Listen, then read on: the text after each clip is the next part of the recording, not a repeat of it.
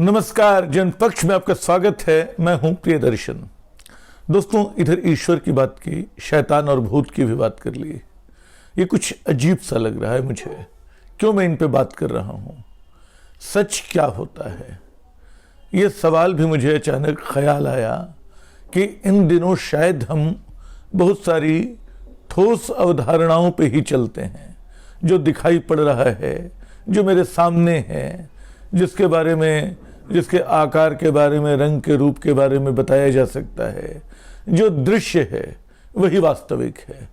जो अदृश्य है, जो कहीं पीछे चल रहा है, जो तय कर दी गई धारणाओं के पीछे है, उसका हमें पता भी नहीं चलता है। मैं फिर ईश्वर या भूत के अस्तित्व की बात नहीं कर रहा हूँ। मैं दोनों को नकारता हूँ, क्योंकि उनको स्वीकार करने की कोई ठोस या अठोस वजह मेरे पास नहीं है। लेकिन इसी से एक नया सवाल मेरे भीतर पैदा होता है, और ये सवाल किसी दार्शनिक की तरह मैं पूछना नहीं चाहता हूँ। एक सामाजिक व्यक्ति की तरह, एक सांस्कृतिक व्यक्ति की तरह, कि सच क्या होता है, सच कहाँ से आता है, कितना बड़ा।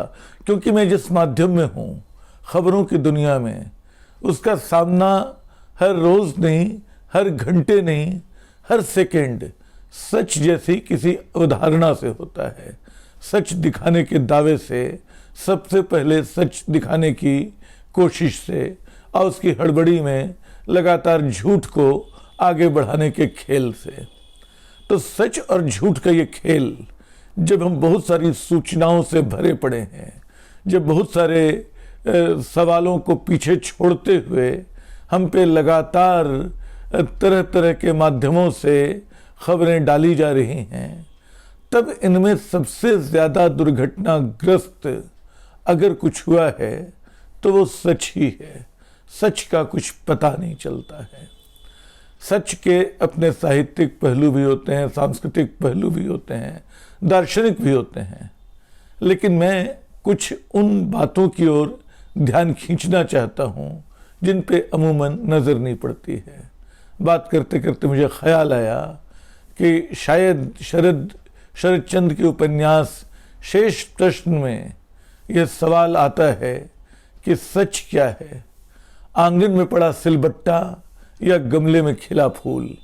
यानी आंगन में जो सिलबट्टा पड़ा हुआ है वो तो स्थायी है, वो तो शाश्वत है। गमले में खिला फूल मुरझा जाने को है। लेकिन क्या उसका मुरझा जाना उसको असत्य बना डालता है?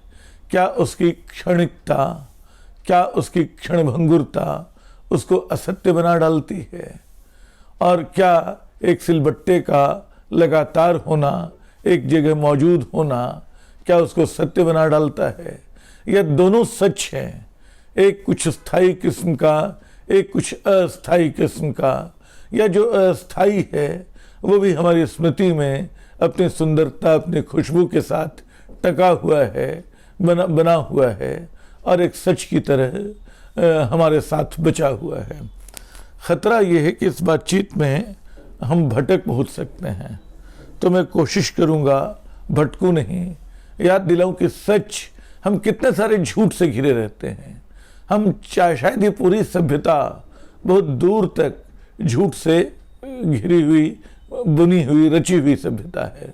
और झूठ, जब मैं शब्द का इस्तेमाल कर रहा हूँ, तो इसका मतलब बहुत सपाट अर्थ में नहीं है।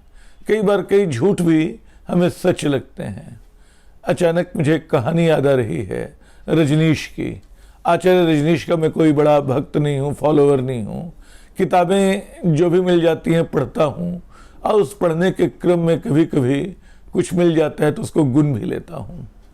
तो बरसों पहले किताब पढ़ी थी, सत्य की पहली किरण। उस किताब में कई कहानियां हैं, कई दृष्टांत हैं। एक कहानी मुझे याद आती है जो मैंने अपने दोस्तों से कई बार साझा की है। वो कहानी यह है कि एक ऊँटों का एक व्यापारी किसी सौदे के लिए कहीं जा रहा था। एक रेगिस्तान में रुका और रात को एक सराय में रुका। वो तो ऊँटों को बांधा उसने, लेकिन एक ऊँट को बांधने के लिए रस्सी कम पड़ गई। तो वो सराय के मालिक के पास गया कि तुम मुझे एक रस्सी दे दो, वो ऊंट को बांधना है। सराय के मालिक ने कहा कि रस्सी तो नहीं है, तुम ऐसा करो उसको झूठ मूठ का बांध दो। तो ऊँटों के मालिक ने कहा, सौदागर ने कहा, ऐसा कैसे कर सकता हूँ, ऊँट तो समझ जाएगा, भाग जाएगा उठकर। वो तो सराय के मालिक ने कहा कि नहीं भागेगा, मैं वादा करता हूँ नहीं भागेगा, भागेगा तो ऊँट के दाम तुमको दूंगा। तो ये सराय ऊँटों का सौदागर वही करता है, उसको जल्दी जल्दी किसी रस्सीनुमा चीज से बांधने का एक नाटक करता है। अगली सुबह होती है, ऊँट भागा नहीं है। सब उठाए, सारे ऊँट खड़े हो जाते हैं, वो खड़े होने को तैयार नहीं है। ये बड़ा परेशान है कि ऊँट खड़ा क्यों नहीं हो रहा है। फिर वो मालिक के पास जाता है सराय के कि देखो ना, ऊँट तो खड़ा नहीं हो रहा है। तो सराय का मालिक पूछता है कि तुमने उसकी रस्सियां खोली? इसने कहा कि बांधी ही नहीं थी, खोलूंगा क्या। कहा, अरे जो नकली रस्सियां बांधी थी उसको खोलो। तब वो जाता है, वो नकली रस्सी खोलता है और ऊँट खड़ा हो जाता है। ऊँट झूठ की एक रस्सी से बंधा हुआ था। हम सब अपने अनुभवों के झूठ से बंधे हुए लोग हैं। फिर कहूँगा ये सपाट वाक्य नहीं है। कई बार सच बोलते बोलते, सच की रक्षा करते करते हम अचानक झूठ के पक्ष में खड़े हो जाते हैं। झूठ सच की पोशाक पहन के आ जाता है। मैंने साहित्य के झूठ की बात की थी, संस्कृति के झूठ की बात की थी। मुझे अचानक एक ख्याल आया, एक लेखक के रूप में राजेंद्र यादव अज्ञेय के हवाले से कहा करते थे कि अगर मुझे सच लिखना होगा तो उपन्यास लिखूंगा, झूठ लिखना होगा तो आत्मकथा लिखूंगा।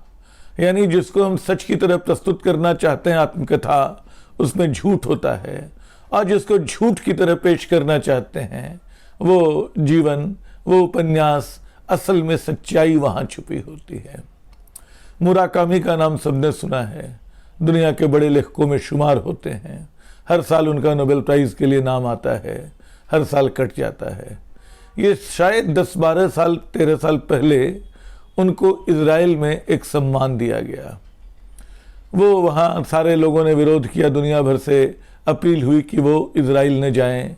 इजराइल में आज तो गाज़ा पट्टी का जो हमला हुआ वो भयावह है, उसके पहले भी गोलान की पहाड़ियों पर, गाज़ा पट्टी पर इजराइल के अत्याचारों की कहानी पुरानी है। तो सबने कहा कि आप न जाइए, आप बिल्कुल बहिष्कार कीजिए। लेकिन मुराकामी गए और जाकर उन्होंने एक भाषण दिया जिसकी 3 बातें अक्सर मैं दोहराता हूँ। एक तो उन्होंने कहा, इसमें एक बात का वास्ता सच से भी है। उन्होंने कहा कि देखो, मैं यहाँ आया हूँ क्योंकि मुझे मना किया जा रहा था, और एक लेखक के रूप में जिस काम के लिए मुझे मना किया जाता है मैं चाहता हूँ कि वो ज़रूर करूँ। उसके बाद वो कहते हैं कि देखो, दुनिया में सब लोग झूठ बोलते हैं, व्यापारी भी झूठ बोलता है, ठेकेदार भी झूठ बोलता है, नेता भी झूठ बोलता है, लेखक भी झूठ बोलता है, उपन्यासकार भी झूठ बोलता है। लेकिन उपन्यासकार का काम, उपन्यासकार का झूठ दूसरों से अलग होता है। वो सच को जो किसी गुफा में छुपा हुआ है, झूठ की सड़सी से खींचकर बाहर ले आता है। तो कई बार साहित्य जो असल में झूठ होता है, सच को बाहर लाने का काम करता है। और बहुत सारे झूठ से हम परिचित होते हुए भी उसको बिल्कुल सच मानते हैं। जो कहानियां हम पढ़ते या सुनते हैं उनसे हम प्रभावित क्यों होते हैं? कोई अन्ना करेनिना हमें क्यों छूती है? कोई आदि विद्रोही हमें क्यों हमारे भीतर एक आवाज देता रहता है, एक दस्तक देता रहता है? क्यों स्पार्टाकस गूंजता रहता है? हम जानते हैं झूठी कहानियां हैं। चलो, ये किताबों की बड़ी बातें हो गई। मैं सिनेमा पे आता हूँ। मैं सिनेमा घरों में देखता हूँ कि बड़ी मामूली सी रोमांटिक कहानियों पे लोग आंसू बहा के रोते रहते हैं, मूंगफली या कुछ खाते हुए। और तो क्या वो उनके आंसू झूठे होते हैं? वो सच्चे होते हैं। उस कहानी में जो झूठ होता है, जो उनको मालूम है कि ये अविश्वास की वजह है, ये सच नहीं है, लेकिन उसको सच वो मानना चाहते हैं। वो सच मानकर उस झूठ को जीते हैं और उसमें आंसू बहाते हैं, रोते रहते हैं। तो ये जो अविश्वसनीय को, झूठ को सच की तरह देखने समझने का मामला है, ये क्यों है?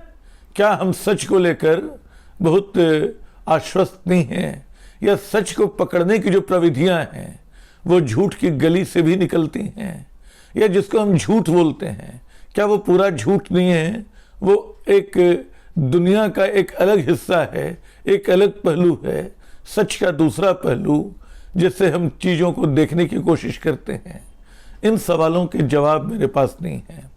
कई बातें हैं सच और झूठ की, धारणाओं की। हम बहुत सारी झूठी धारणाओं के सहारे अपना जीवन काट देते हैं।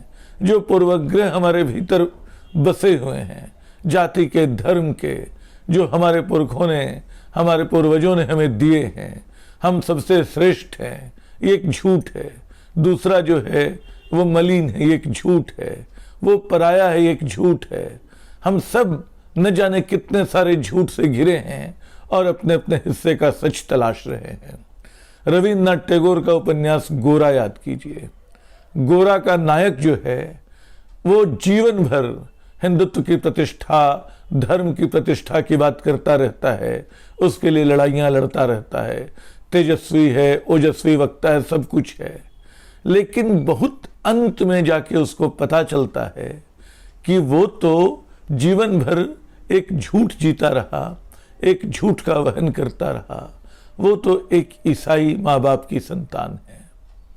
तो दोस्तों, सच और झूठ का खेल इतना आसान नहीं है। हम बहुत सारे झूठों के बीच जीते हैं और बहुत सारी हम ये भी सोचते हैं कई बार कि हमारे सच का इस्तेमाल कौन करेगा अपने पक्ष में। हम सच बोलें तो क्या वो सच किसी के ऐसे काम आ जाएगा जो उसका दुरुपयोग करे? ऐसे सच भी होते हैं और ऐसे लोग भी होते हैं जो आपके सच का अपने लिए इस्तेमाल कर लें। जो संस्कृत की बड़ी मशहूर सूक्ति है, सत्यम ब्रूयात प्रियम ब्रूयात अप्रियम सत्यम न ब्रूयात, कि सच बोलो, प्रिय बोलो, अप्रिय सत्य न बोलो। ये जो व्यावहारिक ज्ञान है, चाहे जिस ऋषि ने दिया हो, लेकिन शायद उसने कुछ दुनियादारी की ठोकर खाई होगी। मैं ख़त्म करने से पहले विजय देव नारायण शाही की एक कविता पढ़ना चाहता हूँ, जिसका वास्ता सीधे सीधे सच से नहीं है, लेकिन उसमें सच की बात है। परम गुरु, दो तो ऐसी विनम्रता दो कि अंतहीन सहानुभूति की वाणी बोल सकूं और यह अंतहीन सहानुभूति पाखंड न लगे।